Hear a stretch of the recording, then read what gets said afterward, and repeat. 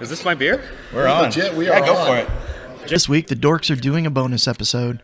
We're out in Denver at the Stratus Innovate Conference, talking fabrication software and techniques with some of the leading software providers in the fabrication space and some of the contractors at the cutting edge of what's going on in MEP prefabrication. Now, the DorkCast always tries to be software agnostic, but when in Rome... But here we are. Yeah, and we're live. As Jeff Sample would say, and We're live. We are on here. There's no way we know what episode number this is, but here we are from the Gaylord Rockies Resort here in Aurora, Colorado.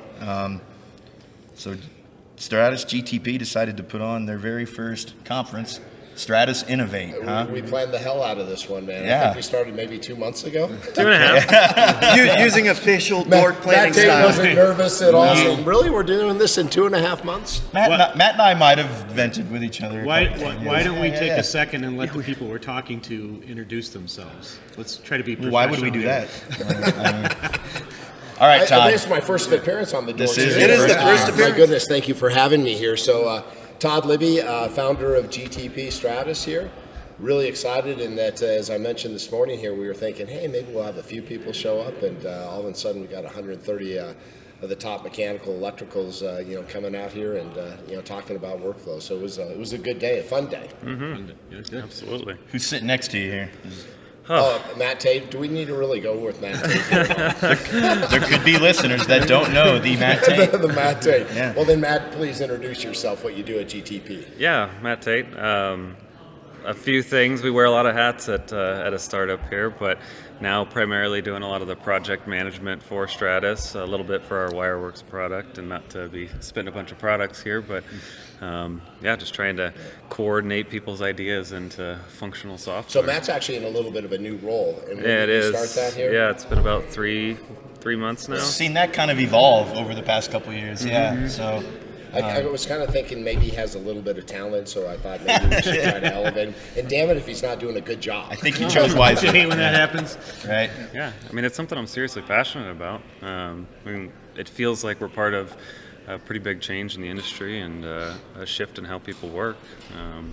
It's slow. Some people say it's bleeding edge, but definitely fun. I mean, what's slower are the companies that just never did it, right? Yeah. So, I mean, it's always slow, but I tell you what, that's when you start to look at, as far as the companies that were here today. I mean, that's what's fun about it, as far as you start to really see those progressive companies that are really starting to step up that, hey, this workflow that we're talking about is, so much of it is station driven. You saw it even today with some of the presentations of having those right stations is the right locations here. I got to say, one of the things that I noticed, and I'm walking around with everybody, is we have a fair number of people who are doing what happens at every conference, where they're going, wait, you actually pulled that off? You could actually do that? Yeah. Because that's always the thing, is there's always a fair number of people that are like, that can't be done, that can't be done, that can't be done. And then they're over-listening. Like, I was listening to a guy out there that was talking about what he did for scanning, and he's charging per square foot of scanning, and I'm like, that's brilliant. Brilliant. oh my God, it is brilliant. That's brilliant. Like, I've been trying to figure out how to do this. That's the brilliant way. But just the fact that, like, you meet with all these people that have just started on their journey, and then all these other people that are already doing what you're trying to do. Like, your goal for your company is being achieved by somebody in this group of people, and it's been interesting to listen. What I like too about these innovative type companies, these groups that are coming to it, is you heard competitors asking each other questions during the sessions and they were sharing fairly New York, openly. two of the biggest were just chatting away, Right. saying, hey, this Right. is what we're doing. And I Right. mean, they're sharing openly. Well, you find What that are we with going to do to fab quicker, faster? Yeah, absolutely. You find that with complex problems, you get people solving them in novel ways. You get people using not only our software, but the softwares in our ecosystem in ways you definitely didn't expect. I tell you, the roll cutter one, a lot of people came and talked to me about that copper cutting station. Yeah. Right. And that was Brent. Was that Brennan? That was Jay and Brendan. Yeah. That was Justin up there calling me on a whim saying, Todd, I can't use a Tiger stop to cut my copper. That And caught we our use shop manager's eye immediately when that rolled it. Yeah. all that med gas and so forth. And it made Matt super happy when I promised him we would do that. I remember that conversation. Well, and it Remember ended that? up being an issue that we didn't have to solve. We The didn't- solution yeah, already right. existed in the And industry. the team put up, the team got all over it and so forth. And at the end, it really wasn't that huge a change. It was actually the Tiger Soft, because it was all about being able to back off or retract the cutter after the solution was solved or after the cut was made. And so, yeah, it ended up being something that existed that they built for a cabinetry workflow. And I'll tell you, one of the things I think you guys have acknowledged many times, and even in the format, was that the people that solve the problems for the construction industry tend to be the people in the industry. Oh, absolutely. Like we're providing some tools, but they're actually providing the solution. You can't build a good solution without seeing the pain points. No, and you can't see them without actually having enough people there. Yeah, that's when you start to look at the audience in that group. They're just so diverse in all the different applications they've come up with. I mean, I remember walking your shop and seeing your friggin' hanger cart, saying, damn, it's adjustable. And everywhere else it was like, but now they're all doing it. Now like, now they're all, I mean, something as simple as just sliding. Might be guilty there a little bit, maybe, Duplicate, is that what Jeff said? But that's what it's all about, though, right? I mean, we've helped build this whole thing. You help build bring it up. And, There's a huge amount of sharing. I've pirated hundreds of ideas from. I mean, it's not so I'm not the only one giving away things here. I mean, if your hanger card is your special sauce, you're doing something. Yeah. I don't know if you could hang your hat on that one. I know. Well, you could actually. Yeah. Multiple hats. Actually. About 150 of them, if you want to. Todd, so curious. We were talking about this earlier. What spawned this? Where did Todd Libby? Why did you just? Yeah. I want to put a conference on, or what? I mean, the conference, or why we did Stratus? No, I want the conference. Okay. I know why you did Stratus. Okay. So Jason Steele, who I've known for years, he was saying, I'm learning more from some of my people that are running Stratus than you, and I'm like, well, shit, maybe we ought to bring you all together. And really saw what we saw today was the New York contractors chatting together. I tell you, the 431, I was kicking people out. Guys, there's cocktails here, and people are still Yeah, usually you don't have to get the contractors out of the room to get to chatting the bar. away. Right? Yeah. Jake was happy as could be over in the corner saying, hey, I'm selling, baby. And when has Jake not wanted a cocktail? I mean, Jake, That's how you know it's good. I think 2 separate contractors came up to me after your presentation. They said, it's been a while since I've been blown away. You know? So when Bert came up to me and said, hey, there's a workflow here between the 2 applications. So that was just Jake and I shooting the shit one day saying, hey, is there something we can do in between? And we started chatting, and we brought a contractor involved. Jason said, hey, if we could do this and this, and all of a sudden we get our teams together, and so look what happens. And that's one thing I appreciate where you guys are. We like to work with companies like this because you're not trying to boil the whole ocean. You've got a value prop. You've got your features have expanded since then, but we're going to go after some very targeted problems, and we're gonna like we're talking about networking and sharing with our fellow contractors. It's nice to see the technology side doing the same thing. Yeah. Yeah. We'll get Jake in here too. Oh, is he gonna? We're getting Jake Is in he here, coming too. over by me now? Hopefully, Like the Dorks always do, we have like one mic to run the entire show. Run the whole show. My goal is to catch people as Mine. they're trying to sift back to the room here. We'll just try and pull people I like in. it. I like it. And hopefully we can fill some time here and have some good Well, we had conversations. the Colorado weather that teases the crap out of Yeah. you when it looks like it's going to be terrible, and then 30 minutes later it's blue sky. So But that is really cool because there are not very many conferences that you can attend where they're ran by a software company, and then where other software companies are presenting their product at the. I mean, like the MCA does that, right? Yeah. So we get good benefit out of that. Yeah. But there are very few conferences that are led by, and we know who the companies are. The software giants and the other. I mean, Think about it from on the contractor side. You can see the contractors that are willing to open the doors and collaborate rising to the top. You see that already. Yeah. they're here today. The same thing. I think the same thing happened, and there's some contractors don't, right? They're secretive, and they think they're better than everybody, and then they either lose people or they lose their edge because they're not open. I think the same thing happens on the software side. There's certain software vendors that are like, you know what, Todd, I think we can learn from each other. We can benefit. Let's go find some mutual customers that want to talk to us, and I think again those are the companies that are going to rise at the top because they have an open policy. And when you look at Novark and Dado being here at the show, it was one thing to give them a space, but we really wanted to have something to show, though. Hats off to you for to making it, sure that it was not just a booth over in the corner to say, hey, look, here's data, but let's show a workflow. Yeah. The same thing with Novark. As far as the tie-in with that just made sense as well as we start to look at that whole spooling workflow and some of these robotic total station. Something needs to feed it. Yeah. And so, that workflow, we said, hey, this is ideal. So, yeah, not only with data, but I'm really excited about what Jamison from FW Sims. They're doing some really cool stuff up in New York as far as with that workflow down. And, you look at, all the different methods. I walked to your fab shop. I saw welded. I saw that, dare I say, Vic Assist, where it's like you take an elbow, weld a 10-inch pup piece on the end of it. And, you start looking at the fabrication of that fitting. That's what's really cool with Novark is that, it just makes that a doable process now to kind of make your own fittings at time because the diameter inches you're getting out of the tool. That's a good point. That is a Yeah. good point. It's cool. It's cool to see that you can see all those varying solutions just in one spot. So that is really neat. I have not, all the fab shops I've walked over the years, it's freaking still, I just love getting into a fabrication facility. It is a lot of fun. Oh my gosh, yeah. I love the fab event that, obviously MCA's been The putting MCA on does for a years. fantastic job Yes, of they do. all of their, but I think you've somewhat emulated a little bit of that on a software side When you bring that up, I've gone to so many of them, and they do a phenomenal job, MCA does. But when you look at that show, I watched people go to that show, and they go and they come back, and I was like, let's start showing them how they do that, because some of those companies that you go to there's a group of individuals kind of in the background that have actually made their workflows exist. Right. And so, with Stratus, really, Very true. I wanted to be able to say, hey, this is doable now. Right. Where, I look at those contractors that have hosted the fabrication event. There's the Hills, the Murray. These are great mechanical contractors. But what you sometimes don't see is the 3 or 4 people that Pikey has in the back room making all this stuff work. Mm-hmm. Yep. And, that's really kind of what I wanted to do at this show is saying, hey, look, you don't have to be. And we have some monster shops here as well.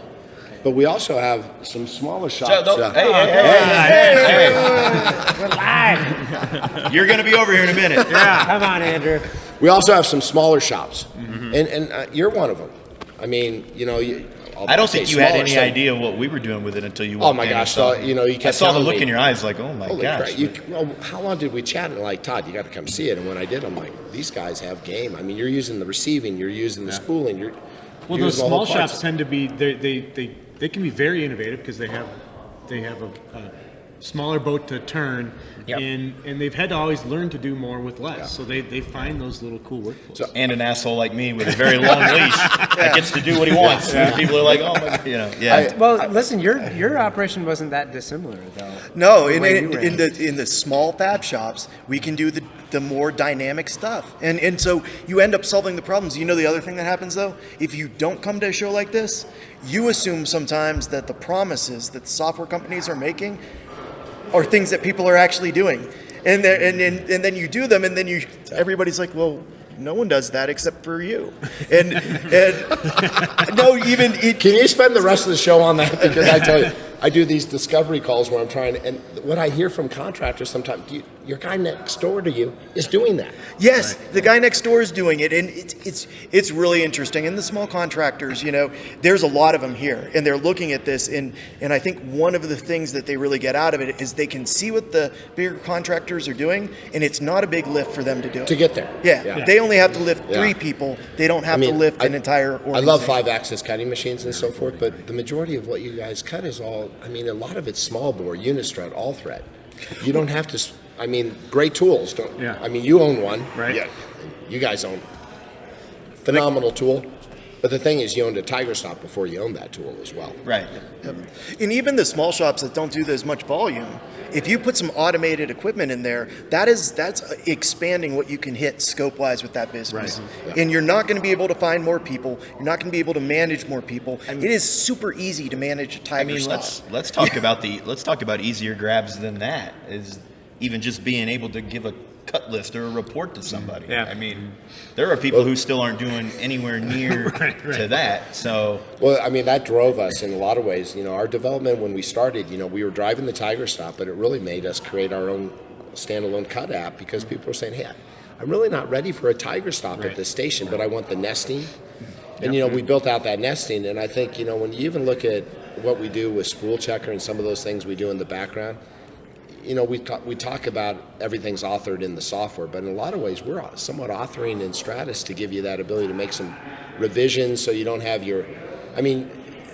the people tacking and the people welding, a lot of times those tackers, when they look at a spool, they're doing the math in the head to make sure what came from VDC is right. Yeah. What I call simple, it, Matt, the meat grinder of, right? Yeah. They churn on that. And, if we can give it to them in a quick way, they can validate, maybe make a quick rev, but then that should also adjust your cut lengths. Well, it gives you the ability to organizationally make structural changes to how you're going to fabricate. If you get a new tool, you don't have to go back into your fabrication database, change that, reload that into your model. Right. You can manage that in like a one-shot, a field or some calculated expression that gives you, the right value. And it's not always right, but it's as close as it needs to be. To go build it. So my name is David Wenger. I am the manufacturing coordinator at Binsky. Been there for 9 years, 2 years estimating, the last 7 in VDC, but actually what's been nice the last year was I moved out of the VDC world and I actually work for the fab shops now, and I have to give credit to Stratus for allowing that to happen. So what are you drinking tonight, David? Johnny Walker Red. A what? Johnny Walker Red. Johnny Walker Red? I am drinking, after last night, I'm drinking water. Water. Yeah. That's what I'm drinking. Yeah, me too. Second night? Yeah, basically. It is basically That's water. That's local water though. Local water. Yeah. I actually tried their new Planet Blonde, which is actually a surprisingly good beer, man. It's gluten-free. It's probably loaded with hops. There you go. Yeah. It's not that Gotta happy, love but that. it's all right. So why don't you introduce yourself real quick, Greg? Okay.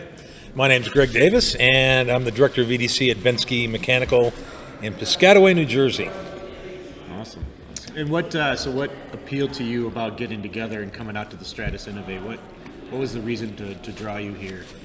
Well, I guess there's two ways to look at it. So I'm looking for opportunities to see what everyone else is doing in the industry, which has been what I've done for years. And what was unique about this opportunity here is that this is the only thing in person this year. So that's pretty exciting to be in person. One of the few in-person events. Kind of beat him to the punch a little bit, didn't he? Yeah. Definitely. So I will tell you, and this is, I asked David to be here because he is one of the few people, and I usually don't talk about what I'm doing off air, but I've been working on an app for like a year now, and David's one of the people that I would consider a pretty deep victim of the app. Where Victim, I like that. Yeah, he's been victimized by me a number of times as we've been trying to build it up. But what have you seen here in talking to the people and kind of getting around it? And we went for a fab tour this morning of a shop. What have you seen that you looked at and you said, we don't do that, but we need to? Have you seen anything that just blew you away? Well, there's a lot of stuff that we need to do, and I think that's just because there's so much, especially with Stratus and GTP, that they've created a customizable user that you can take any direction. Yeah. And it's almost trying to figure out what's the best, because you can go down different paths, but it's like, is it the right path? And so definitely being here at a conference with other users is key, because you can see what people are doing, and people are very honest, which is awesome. Everyone's on the same page, just trying to get the industry moving forward. And it is a wicked tool, man. It is a hard, overly dynamic tool. And I mean, as much as I don't like Excel, I feel like Excel is kind of the same thing, where it's like you can use it for Excel anything. might be simpler. Excel might be simpler, yeah. It's but collaborative Excel, at least. Yeah, it's collaborative yeah. Excel on steroids. But it is that idea that it's a wicked tool, and you need to see how people are using it, so you don't go down this imaginary rabbit hole where you're trying to figure out what in the world am I going to do with this tool. You know.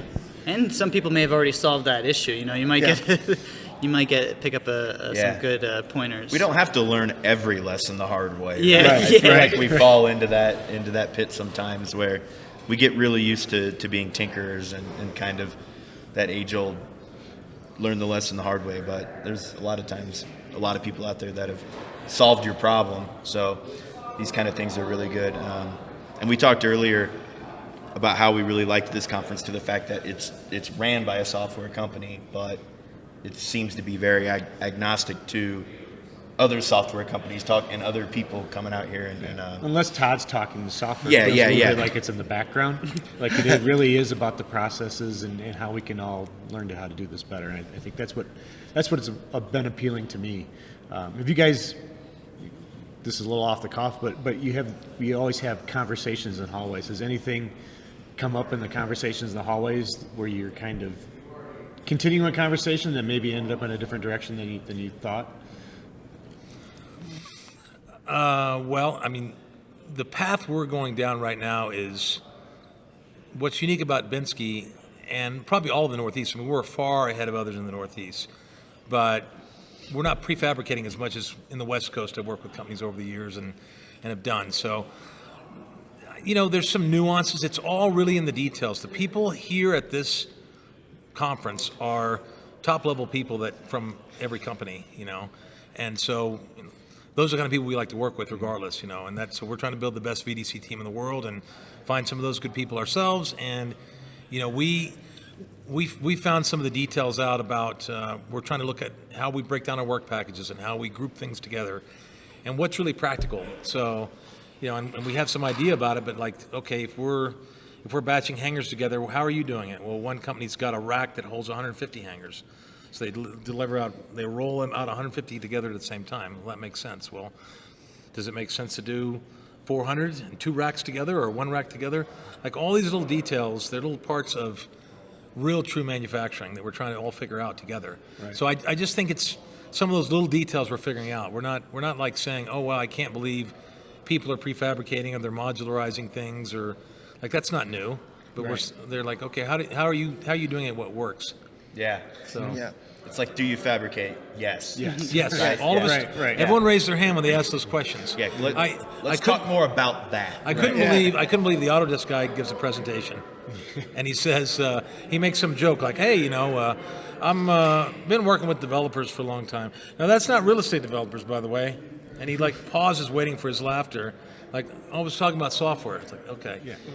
I don't think you know. That's where we live. You don't know your audience, I don't think. Your audience is people that are, in this group especially, it's people that are into the software and very far deep into details of the process. It's not like we're all trying to figure out, should we prefab or how do we even begin to do some of this stuff. It's like, what little tweaks can we come up with to get better? Right. Part of the great parts, one of the best things about being on the Dorks is we started out and said, we're not going to explain our acronyms. We're going to go really deep and really technical. And I walked into at least 2 little presentations today where I was like, I don't know that anybody outside our industry could understand anything that guy just said. Like nothing. There was no explanation for people that are at the lower level. It was all an explanation that was deep and to the point. It wasn't about hangers. It was about the ancillaries on hangers on a pallet to make sure that it's that level of discussion though that is missing, because we all do know the general stuff. Yeah, there's nobody here trying to figure out why should we be doing this stuff, right? I mean, they're all bought in. Yes. Before I started with Binsky, I was founder of TSI, and but I'd been doing a lot of consulting. I was working in Japan, and in Japan they'd taken a really aggressive approach at the Autodesk level, which is really interesting to see. Part of the culture there or whatever. But they made the commitment to really actually learn it themselves internally in Autodesk, which is very refreshing to see. And they got the manufacturers who made the commitment to all learn it themselves. Because if you're not all the way in this stuff, you have such an ancillary, broad understanding. It's not enough. It's not enough detail to have a clue of where we're trying to take this stuff. No. Jeff, you have to bring your kid over. You have to be on camera just for a second. Please just Revit so I can shame everyone. Come on in just for a second. So Say hi. these are the people that make everything worth it. Right? The new construction technologists. Give it 2 years, it's not so fun. But I'm just saying. You ready? Yeah. Yeah, we're gonna go talk to Todd about Stratus. We'll talk to Todd about Stratus. He's got some parameters he wants added. Nice. Well, that just slows it down.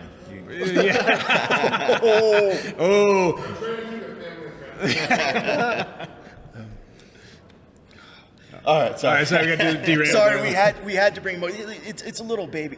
All my kids are old, so whenever I see a child that I don't have to take care of, I feel like we should say hi. My kids are in college now, so I have a few more years until I'm on the other side of, like, being a grandfather. That scares me. Yeah. Maybe Yeah. more than getting old, just to hear that, terminology. And I think when you get there, you embrace it and it's wonderful. Like, thank God I'm here. And all this other middle-aged stuff that I went through was ridiculous. It was stupid. Like, now I'm a grandfather. I'm a meaningful, heir to this throne of my family and my legacy. But not that middle-age is bad. You're not middle-aged yet, though, aren't you? No, not yet. Okay. No You look kids offended yet. that I said that, though. Yeah. Like, I actually love all of the young context because I think that what happens is we get jaded because we've tried it 15 times, but we tried it with technology that was old.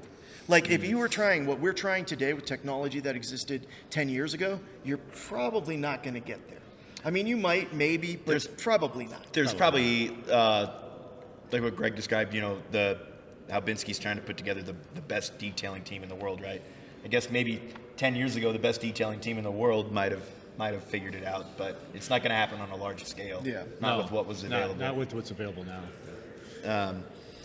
But I think it happened in one of the presentations today where they were like, 2 or 3 years ago, you weren't doing this with pipe, and it's like, yeah, we were, right? I mean, yeah. It was just not done this efficiently. Right. It wasn't done this efficiently, and we were using Excel. David, when I went out to see him, had a smart sheet that was developed to absurd level, and I'm going to call it absurd because it was absurd. Yeah. And still is. But it was perfect. It was literally he had created a fabrication platform in Smartsheet. Yeah. But it's because you had to. Yeah, Right. I mean that came about because it was like we didn't know when the project manager sent a package to the foreman and with revisions and stuff. There was no. All of a sudden, the foreman's like, "Well, should I start building it or we wait?" Like, there's no communication. Yep. So that was just a sign off and say, "It's a go." Yep. And it was basically a stat. Like we never took it further to like installation or anything. It was just it's in the shop. It's been approved by the PM. It's in the shop, and then it's finished from the shop. And that's where we left SmartShoe. We never developed it more. But that's And- how a lot of innovations start. Is I'm trying to solve a very particular pain that I have right in this moment, and that kudos to you guys to attack it that way. Trying to fix it with technologies, in my mind is the way to go. Instead of just trying to gut and grit your teeth and get through it.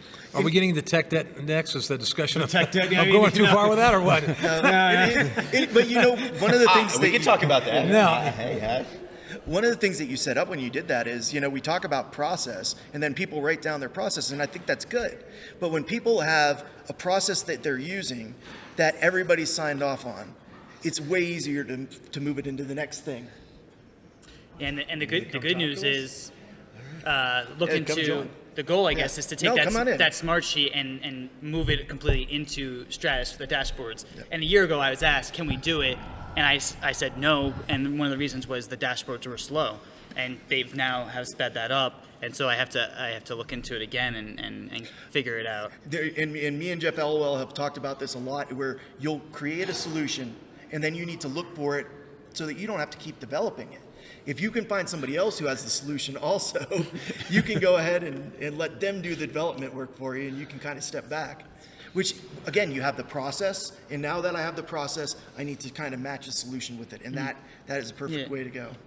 Was it you that said that sometimes you use the technology to get the process? If you can't get people to do it without technology, sometimes pushing a little in there just gives them that one what's choice. the alternative? Flood it with labor? I mean, that's what we've done in the past, right? Right. Yeah. Well, it's the discipline problems, If you can get technology that will help you address a discipline problem, that's good and bad, right? Because it's easier to address it directly. You just have a discipline problem. But the reality of that is it's better to just have a program so you don't have to do that for yourself. Yeah. Because We bring Dave Pikey in, and they've developed a lot of their own programs. So Right. How does that fit in? Oh, You're arguing for buying something. Hill's developed a lot of tools Oh, yeah. themselves. From Dave Pikey with the Hill Group. This is very cool. Very cool. So that's a good point. So you guys, we know you guys very well. You have your own tool that's fairly robust already. But Hello, Mr. Competitor. Please tell me how you do things. competitors. Yeah. Why don't you go ahead and open up your books there and let me see what's going on. But we've had conversations. You guys have a pretty robust system. You got your own developers.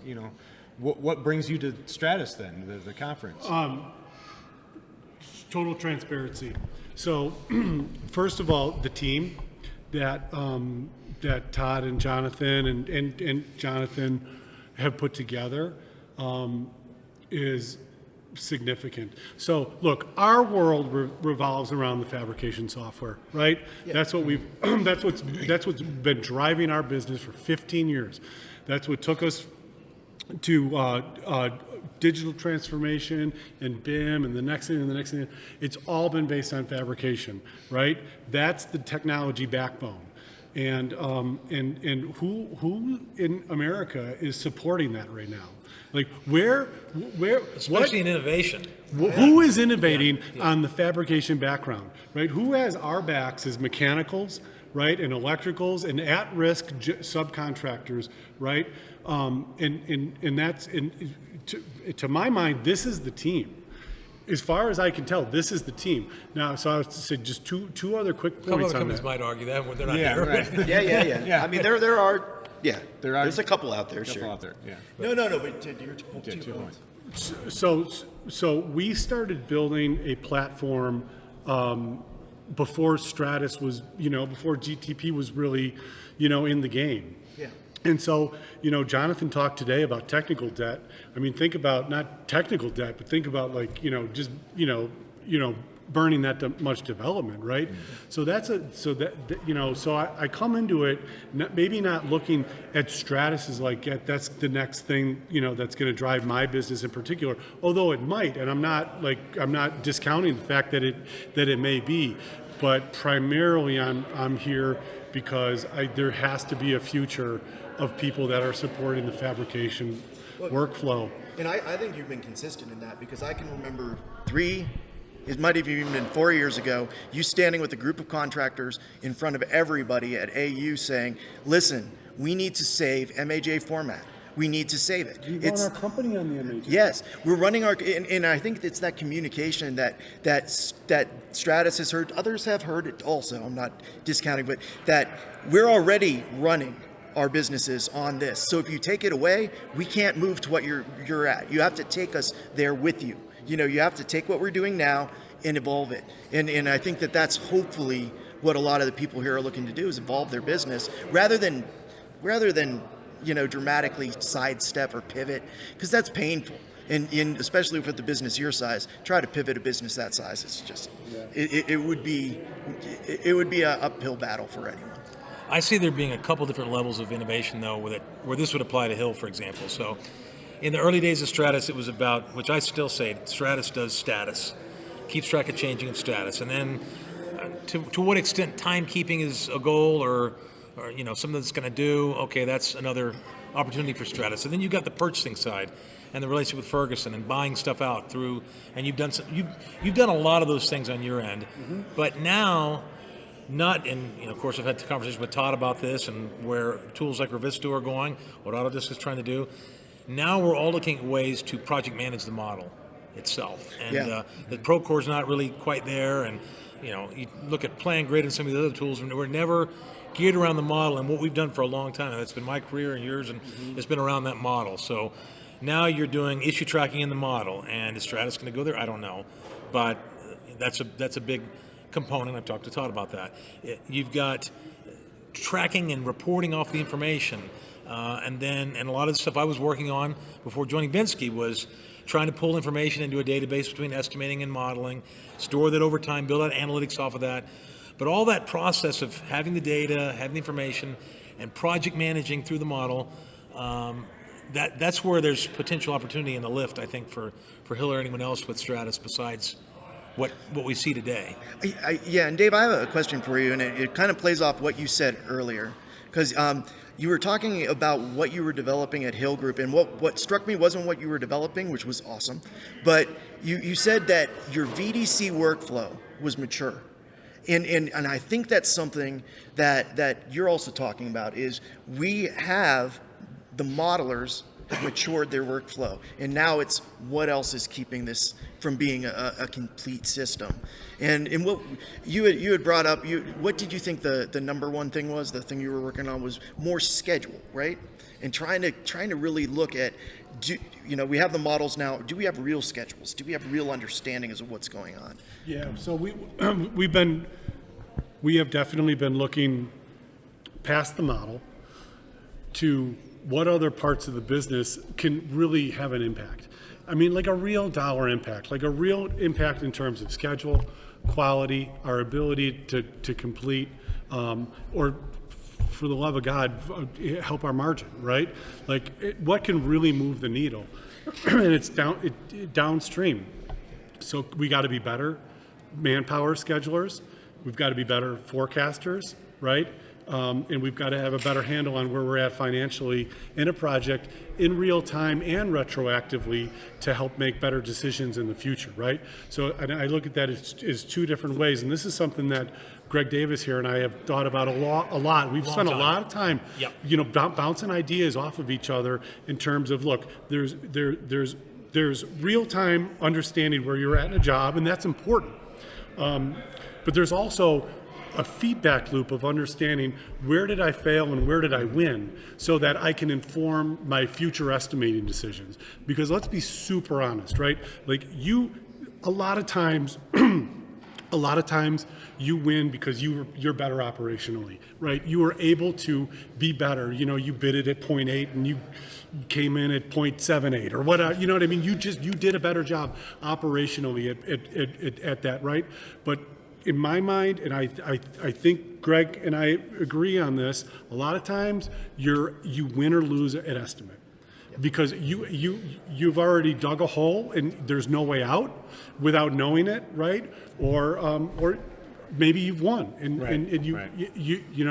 at estimate time. And so I'm looking at those two avenues of development and how can technology make us better in those two areas.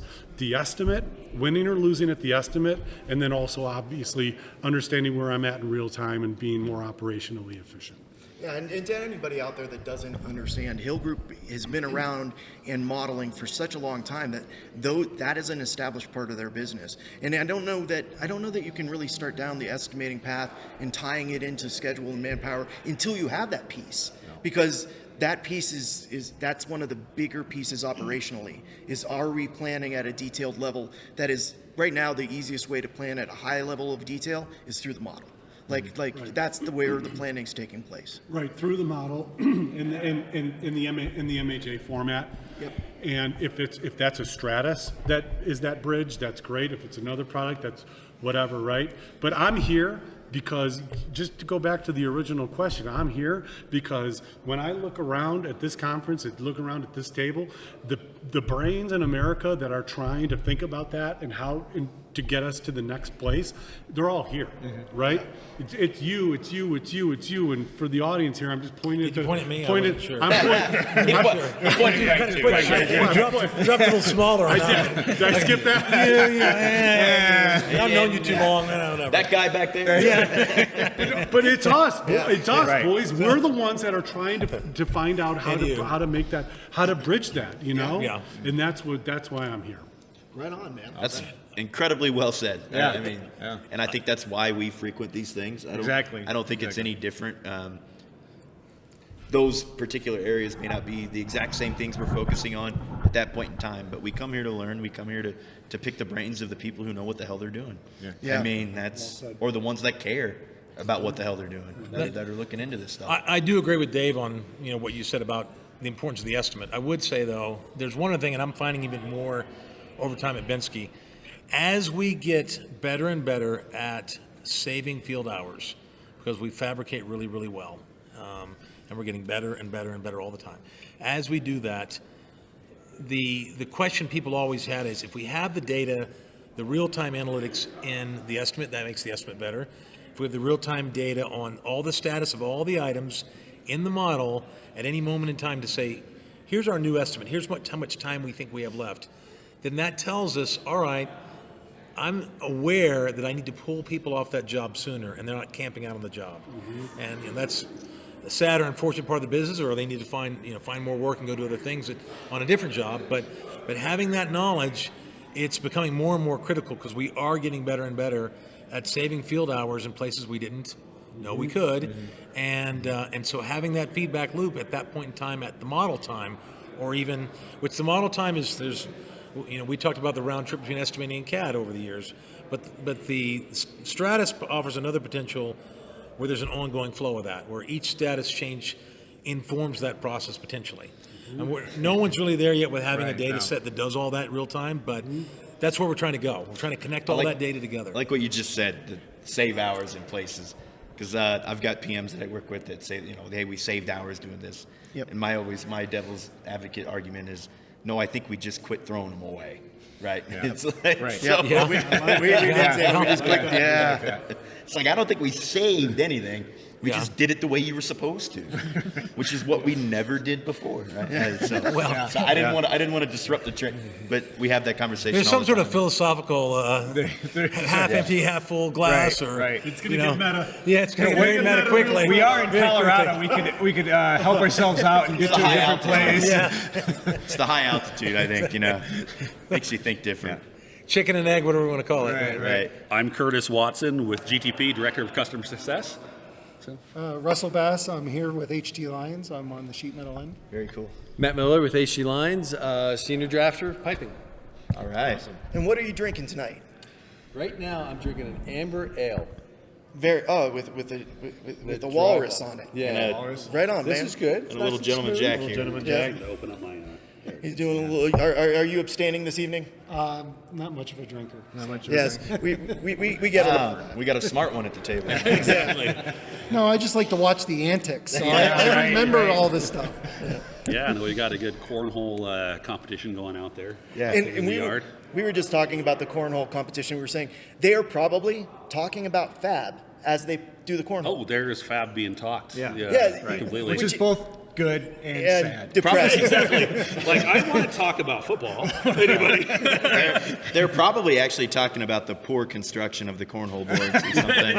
Exactly. More, Exactly. Curtis, I'm going to flip it right back at you since you tried to play host, but I'm going to say, what did you think of day one? You know what? I'm super proud of what we did in just a short amount of time, and we decided to do this probably 2 months ago.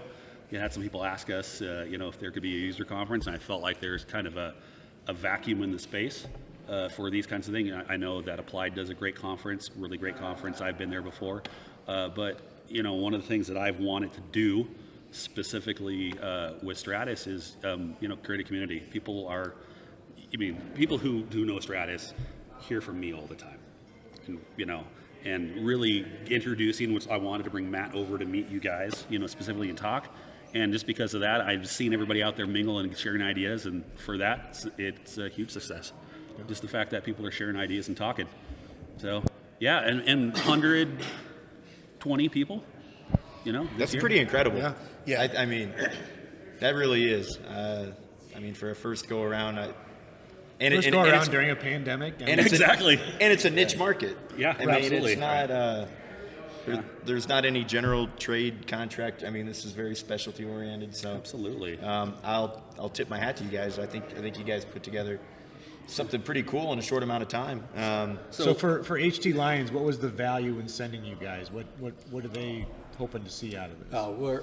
We're just getting into it. So to get the full experience and talk to the other users and what are you doing? We haven't even touched on that. Oh, how do you do that?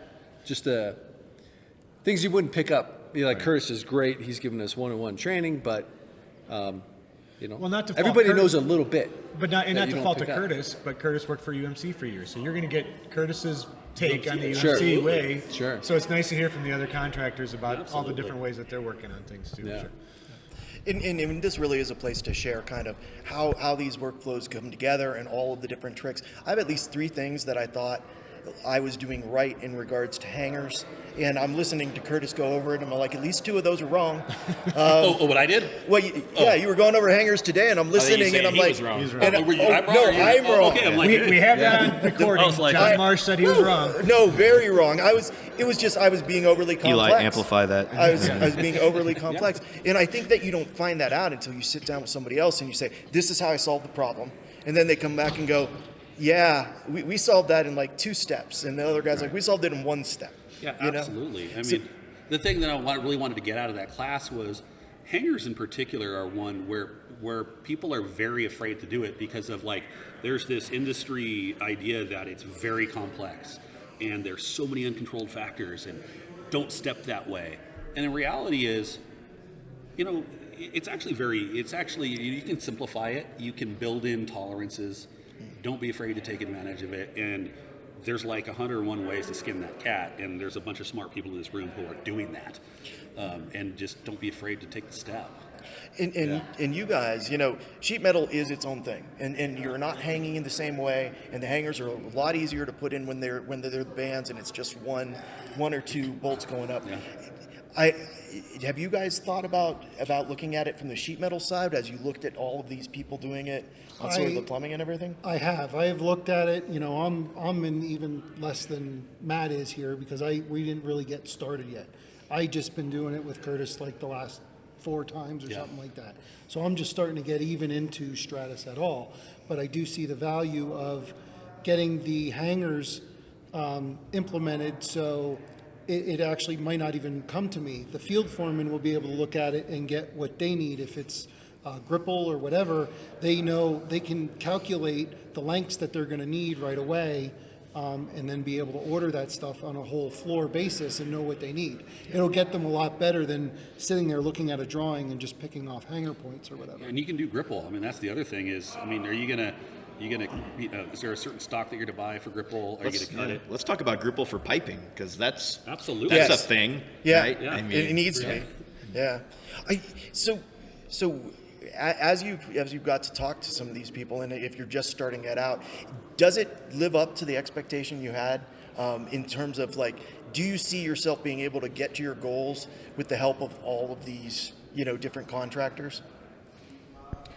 Yeah, I see what they're doing, and I feel, even though I've been doing this for 20 years, I feel like I don't know anything. Yeah. Like I see what they're doing, and I'm like, oh, geez, I'm doing it the hard way. We all feel And- that at one point or another, which is why we all get together. I mean, I think everybody has had that kind of imposter Well, and I syndrome. think the good ones, the imposter syndrome, the good Yes. ones, Imposter even syndrome, even for if sure. everybody else thinks they have it figured out, feel like they're still dating. Yeah. And I just learned that. I was talking to people about the database. I'm like, I'm having these RFAs and these items, and I'm like, how do you do it? Oh, well, I don't know. When you figure it out, you tell me.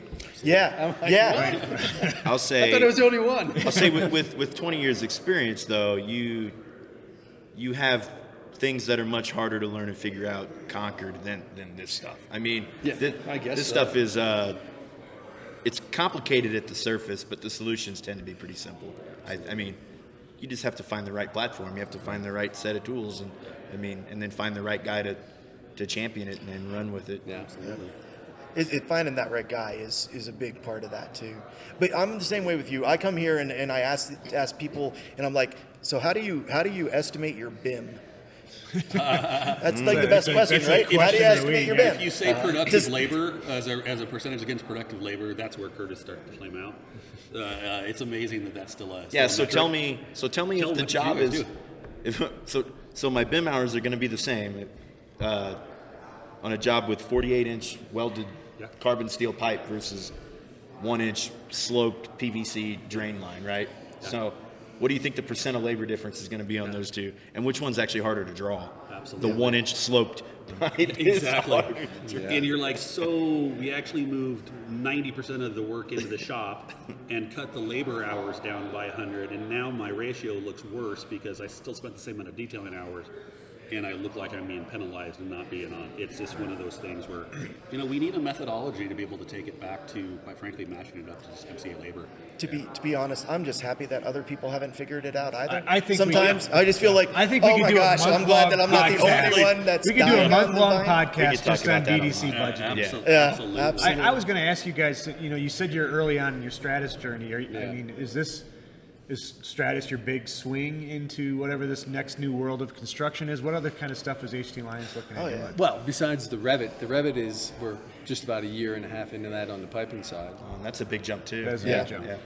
So going to a managed database from Applied, not having control of my database, I've got anxiety for that. Now we're going to Revit. Now I got to figure out all this other content, the RFAs and all that. And now the Stratus seems to be, with Curtis's help, you're right, it's deep, but it's not complicated. Mm-hmm. So, I mean, I'm not trying to. I mean, if those are your two big things. Those are two real big Yeah, things. absolutely. I'm not trying You don't have to go beyond that. Right. By all means, we don't. You said about like estimating, like, well, our estimating, we're still not tied in with the estimating. Like, I have nothing to do with estimating. We should overhaul your ERP while we're at it this year, too. Right. I mean, you're biting off an awful lot. Yeah. Just even Revit alone. But I mean, let's just talk. We're here at a Stratus conference, but let's just talk implementation of any kind of system. Is one of the biggest indicators that I see for people whether they're going to succeed or not is, do you have a champion for that software implementation, and are you actually giving them the time and the tools to actually do the job? Yeah. If you buy anything, no one's leading it, and you don't invest the time into it, it doesn't matter what you're buying, that thing's going to sit on the shelf. Yeah. That's with any technology. And I've seen companies that I consider like the top best in class, and their gaps are always weird because it's always like you said, it's always like, well, we didn't tie in our estimating. We do everything else. We even estimate our change orders based on our model, but our initial estimates are still done in QuickPen or in QuoteSoft or whatever they're using because the comfort with an estimate, you have to be really comfortable, and that's a big issue. So you guys said you were using a managed database, and you're doing the sheet metal side of it. Yeah, we're still using the standard, fabrication Autodesk. Have you moved that into Revit yet? No, we haven't moved over to Revit yet on the sheet metal end of it. So still trying to work out some things, but Stratus had definitely touched base on one of those. One of them in Revit.